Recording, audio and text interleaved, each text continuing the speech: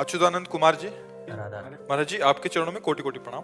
महाराज जी आप कह रहे हैं कि आप पढ़ाई करते हैं और आपके आगे 4 चुनौतियां हैं। एक है आध्यात्मिक नाम जप करना, पारिवारिक जिम्मेदारी, अध्ययन करना और ऑफिस का कार्य। महाराज जी मैं चारों चीजों को बैलेंस नहीं कर पा रहा, एक समय पे एक ही कर पाता हूँ। नहीं, ऐसा नहीं, गलत है। कि काश मुझे नहीं, देखो, पहला है तुम्हारा नाम जप, दूसरा है परिवार का पोषण, तीसरा है अर्थ कमाने के लिए ऑफिस का कार्यक्रम। तो हमें लगता है सब एक दूसरे से जुड़े हुए हैं। परिवार का पोषण होगा अर्थ से, अर्थ की कमाई होगी ऑफिस में। अब इसको हम अगर राधा राधा करते हुए काम कर रहे हैं तो हमें क्या परेशानी है? महाराज जी मैं अध्ययन भी करना चाहता हूँ, आईएएस की तैयारी करने के लिए मुझे। तो जितनी देर आप अध्ययन कर रहे हैं, हर 5 मिनट में एक बार राधा बोल करके अध्ययन करते रहिए। और 3 घंटे 4 घंटे जो अध्ययन किया वो बाद में प्रभु को समर्पित कर दीजिए। इससे भगवत प्राप्ति का कार्य पूरा होता रहेगा। समझ रहे हैं? ऐसे ऑफिस का काम जो एकाग्रता पूर्वक कीजिए, बीच बीच में राधा बोलिएगा और 4-6 घंटे 8 घंटे ऑफिस का काम कीजिएगा और 8 घंटे वो प्रभु को समर्पित कर दीजिए। हे करुणा में भगवान, मैं 8 घंटे से जो ऑफिस का कार्य कर रहा था वो आपको समर्पित करता हूँ। इससे भगवत प्राप्ति का योग बन जाएगा। नाम जप करते हुए, एकाग्रता पूर्वक पढ़ाई करते हुए, एकाग्रता पूर्वक अपने कर्तव्य का पालन करते हुए और कुछ न कुछ अर्थ कमाने की चेष्टा करनी चाहिए। ऑफिस में अर्थ मिलता होगा तो फिर उससे परिवार का पोषण होगा, आपकी पढ़ाई का सहयोग होगा और बीच बीच में नाम जप करते रहिए। समय को भगवान को समर्पित कर दीजिए।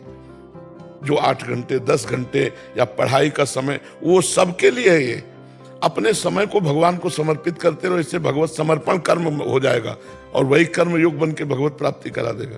क्या जाता है, मान लो 8 घंटे आप मेहनत किया और 8 घंटे में 1 मिनट हाथ जोड़ा, हे प्रभु ये अमुक समय से लेकर अमुक समय तक जो मैं संसार के कार्य में रहा, आपका विस्मरण किए रहा, ये कार्य मैं आपको समर्पित करता हूँ। वो कर्म समर्पण योग बन जाएगा।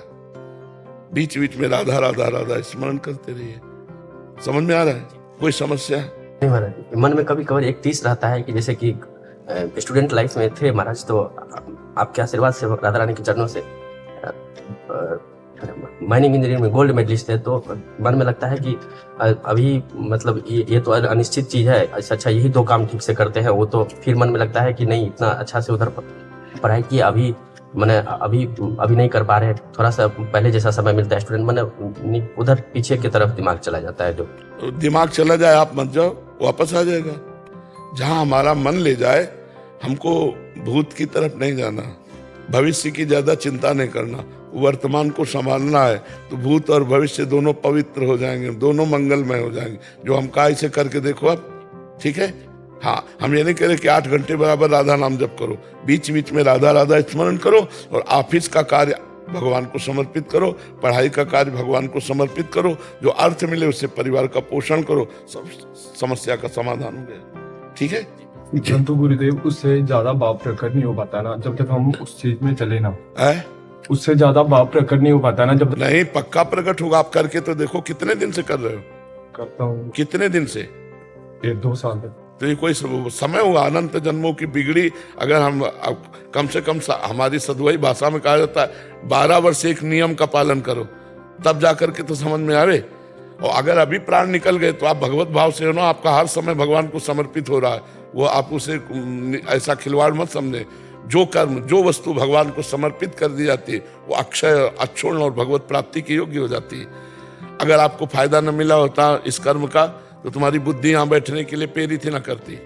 2 वर्ष में इतना तो हो गया है कि आप सत्संग सुनना पसंद करते हैं, आप साधु समाज पसंद करते हैं, आप अध्यात्म की उन्नति चाहते हैं।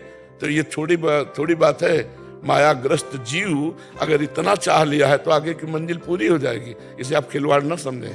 परंतु जैसे हम चाहते हैं कि भगवान की ओर ज्यादा लीन होए, बट उसके लिए थोड़ा टाइम ज्यादा निकालना पड़ेगा। नहीं, टाइम नहीं निकालना है, टाइम देना है भगवान को पूरा। अब देना और निकालना अलग है। निकालने का मतलब होता है सांसारिक कार्य छोड़ करके हम राधा राधा जप पे बैठ के। वो तो ऐसे निरंतर चलता ही रहेगा। हाँ। तो उसके लिए जब भाव प्रकट करना होगा, जब अरे भाव प्रकट हो जाएगा फावड़ा चलाते हुए, झाड़ू लगाते हुए, कंप्यूटर चलाते हुए। एकदम जब ये तुम्हारे कर्म समर्पण तुम्हारे पाप को नष्ट करेंगे ना, तो साधारण से साधारण बात में तुम्हें रोना आने लगेगा और तुम्हें वहां भगवान की कृपा दिखाई देने लगेगी। चलो तो कुछ समय तक धैर्य पूर्वक चलो, बीच बीच में नाम जप करो और जो कर्म है वो भगवान को समर्पित करो। गंदी बात मत करना। जब हम कोई अनुष्ठान करते हैं तो हमको नियम लेने पड़ते हैं। तो जैसे आपको भगवत आनंद का नियम लेना है तो पहली बात, किसी माता बहन की तरफ पाप दृष्टि मत रखो।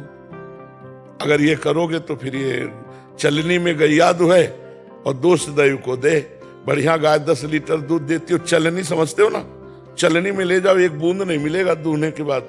आप कह दो हमारे भाग्य में लिखा है, नहीं नहीं, पात्र सही रखो तो दूध टिक जाएगा। अब आप ये भी करो और वो भी पाप कर्म करो, माता बहनों की तरफ गंदी दृष्टि रखना, कोई नशा करना, गंदे बच्चों का संग करना, गंदे दृश्य देखना, गंदा चिंतन करना, फिर नहीं बात बनेगी।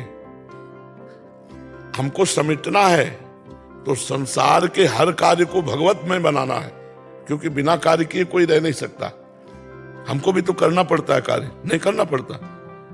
हम 12:30-11 बजे से जगते हैं, अपनी दिनचर्या कर रहे हैं। अब ये आपके साथ बैठे हमारा कार्य है, जैसे ऑफिस का कार्य है, किसानी का कार्य, ऐसे हम बाबा जी हमारा कार्य है। तो हम अपने कार्य को सम्यक रूप से, निस्वार्थ भाव से, कोई कामना रख करके नहीं, भगवान की प्रसन्नता के लिए करते, सब हो रहा है। तो उनके सहारे हो जाओ, उनको समर्पित करो, अच्छे आचरण करो, सब ठीक हो जाएगा।